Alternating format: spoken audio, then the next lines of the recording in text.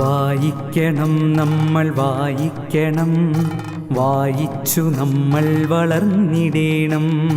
വായിക്കണം നമ്മൾ വായിക്കണം, വായിച്ചു നമ്മൾ വളർന്നിടേണം. അക്ഷരത്തേൻ കണം അറിവിൻ്റെ തേൻ കണം, അവിടുന്നു നമ്മൾ നുകർന്നിടേണം. അക്ഷരത്തേൻ കണം അറിവിൻ്റെ തേൻ കണം, അവിടുന്നു നമ്മൾ നുകർന്നിടേണം. വായിക്കണം നമ്മൾ വായിക്കണം, വായിച്ചു നമ്മൾ വളർന്നിടേണം.